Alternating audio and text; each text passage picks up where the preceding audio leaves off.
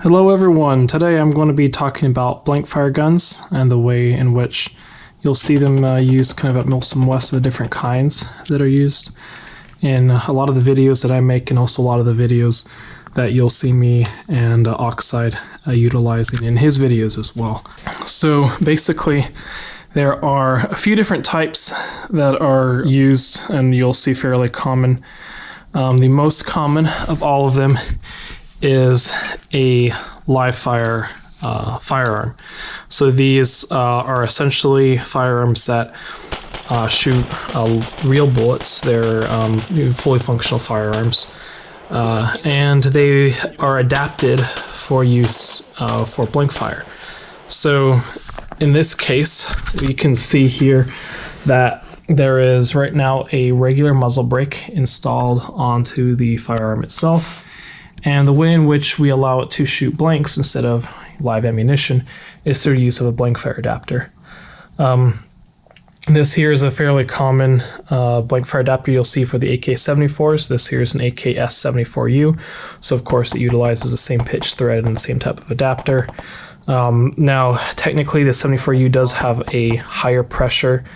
More gas essentially is pushed through the system because of its shorter barrel and its larger gas port than a regular full-size 74. So usually people will like to custom tune their blank fire adapters to work appropriately with the shorter barrel length so that they don't have overgassing.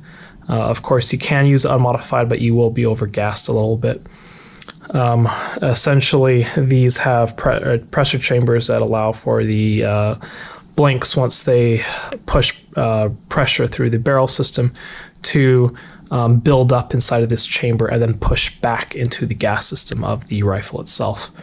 It's able to do that through not only those little chamber areas, but also through a hole on the top here that essentially allows for less gas to escape as it exits the barrel system. Now, the smaller the hole, the less gas escapes, which means more pressure to actuate the action, but you have less flash with a smaller hole as well. So a larger hole will actually give you more flash than a smaller hole, but if you have a larger hole, you might not have as much back pressure, and if you don't have enough back pressure, then it won't cycle the action. So you want to kind of find the perfect point between the hole size, essentially, to have the most flash that you want and also the best action in terms of cycling. You don't want to be overpressured because that can actually damage your firearm as well. The bolt carrier can actually hit against the back of the trunnion and push the rivets, which you don't want. So live fire rifles and such are fairly easy to adapt for blanks. It's typically all you need is a blank fire adapter. Things start getting a little more crazy when we start talking about things like machine guns. Full-size machine guns, like for example the PKM, you actually have to use a restrictor plate on the tray in order to cycle the shorter blanks, unless you have long blanks. In the case of, for example, the AK-74, they will not cycle unless you have a longer blank because the way in which the feed ramp works. So fortunately, the blanks that are out there on the market have a little fake bullet head as part of the blank itself, so it will cycle properly. But some other types of rifles, such as the when you look at, for example, 7.62 by 54R rifles, like the SVD or a PKM, the rounds themselves are the blanks that are on the market are too short. So you either have to buy long blanks, which are made by PPU, which are expensive, or you have to have some kind of adapter that allows it to cycle in. In the case of something like the PKM, there are adapter plates that go into the feed tray that allow it to properly cycle the short blanks into the chamber. But other than that, for the most part, it's fairly easy, especially with AK platforms, to adapt them for blank fire, as typically all you need is a blank fire adapter. If you're trying to convert another firearm that doesn't have a blank fire adapter available to it, then you do have to custom make something that can allow back pressure of the blank pressure to push back into the system. For example, in the case of the SVD, I had to make a custom essentially piece that went into the muzzle brake. I had to push the front side block muzzle brake combo off and then install essentially a piece of rolled steel that I had drilled the appropriate sized hole into it that allowed pressure to cycle back into the action. So some guns, if you have there's no available Blankfire adapters for them, you might have to come up with something more creative in order to make them work with blanks.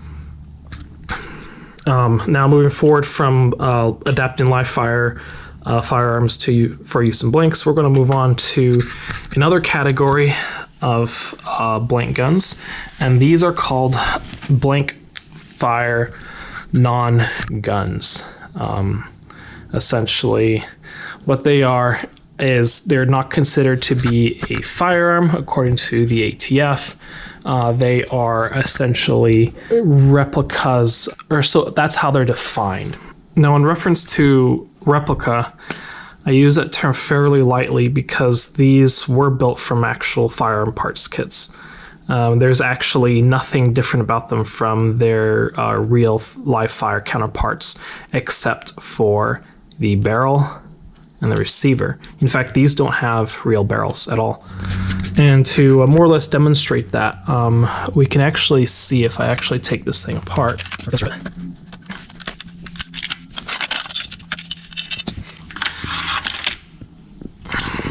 We can see here where the original parts kits was welded on to another receiver section right here. Essentially, these parts kits were originally real firearms. This was originally real PPS 43 that was utilized. This is a Polish-made PPS 43.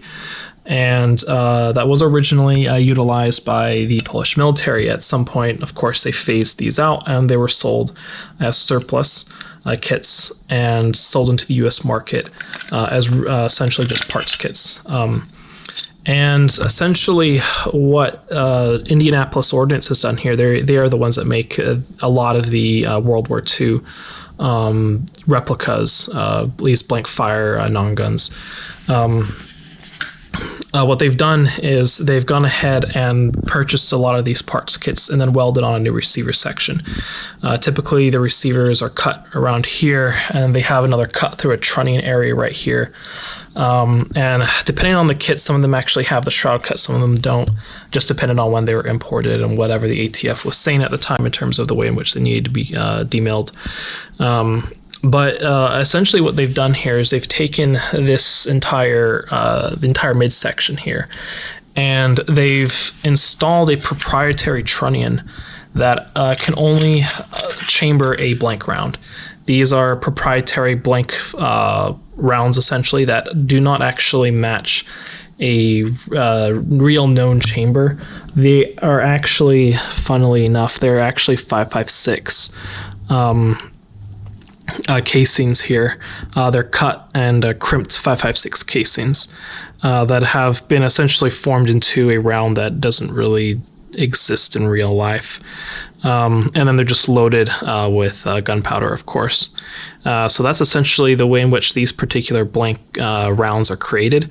And because the chamber that's cut in the trunnion here cannot chamber any real live ammunition, it can only chamber this blank-only round. It doesn't qualify as a firearm. The receiver, of course, is in a different spec of a real firearm receiver. It doesn't have the detent on the top that you'll see on a semi-automatic receiver, and it's not as thin as a fully automatic receiver shell. And they're custom machined in accordance to Indianapolis Ordnance patented design that only their real blank-only bolt can essentially be fitted into these receivers. You can't really stick a unmodified bolt essentially into here, and this bolt won't fit into any known semi-automatic guns on the market.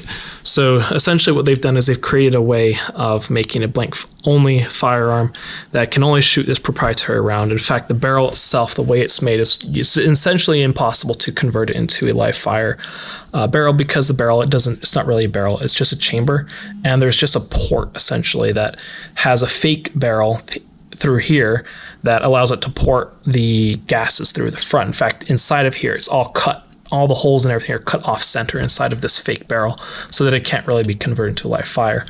The only way would be to cut it back into a parts kit, and at that point you're cutting up a $2,000 Blankfire gun, and you may as well just buy a $70 parts kit. I don't know, they may be going for like $200 now, who knows.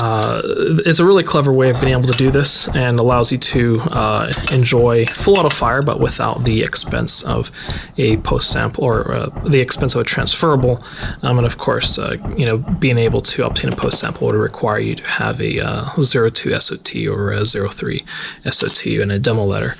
Okay, so the next up on our list here is going to be basically Blankfire non-guns of origins that have no place in real life, essentially. These guns were never, at any point in time, a real firearm, and they were built from the ground up, every single component on them, as a Blankfire only. They were never at any point in time designed to shoot live ammunition. None of the parts will ever fit on any type of real firearm known to man. And they're, of course, also chambered in a proprietary blank-only round. This here is 9mm pack. The previous one here, this is, I believe they call it 5.56 Kurs now. It used to be called like 9.3 or something like that, but they're currently calling it 5.56 Kurs because it is utilizing the 5.56 casing. But this right here is a proprietary only type blanks that you'll find. These are commonly made by a Turkish firms and such. The casing and everything else from the ground up is designed as a blank only case. Everything is proprietary to these systems, and these are the cheapest blank guns that you can actually buy. For example, these replicas here that are built from real parts kits that have proprietary receivers and everything else to be able to work as a functional, correct looking replica of a, like a PPS-43 or a Sten Mark II. These cost typically around $1,800 to $2,000-ish, I believe, is what Indianapolis Ordnance charges for them, which is a lot cheaper than a regular transferable, but it's still a little pricey. In comparison to this, you can pick up these type of pistols for like around anywhere from $50 to $100 or so dollars. This particular model costs a little over $100 because it has a fully automatic mode. So it actually is it's actually capable of full auto fire in a pistol form, essentially, which is pretty fun. These blanks are really loud too because they were designed from the ground up to be loud and to be utilized as a blank gun. So this thing is incredibly loud. In fact, it's louder than some of the live fire guns I have. So these are a great way to be able to get something that's fun, shoots blanks, that's really cheap.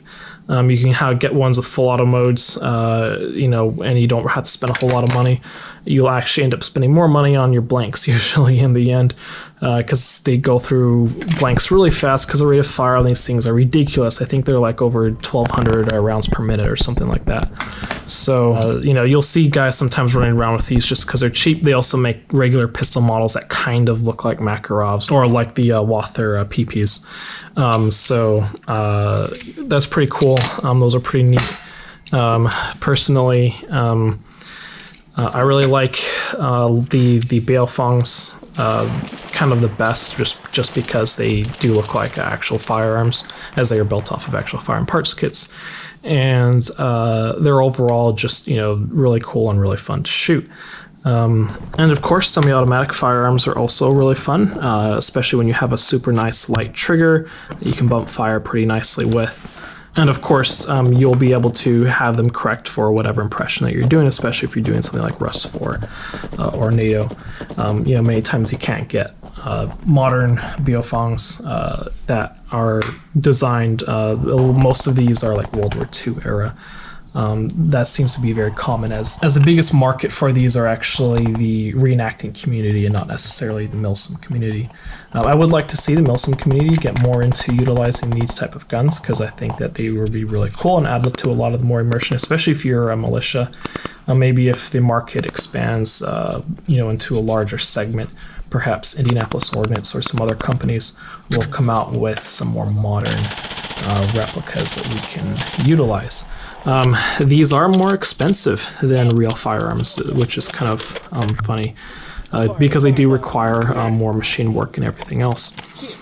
So for example, you can get a real MG42 for about $2,000. However, you can build one for around $2,000. You can usually buy them for around $4,000 to $5,000. But the Indianapolis Ordnance Blankfire only MG42 costs around $6,000 instead.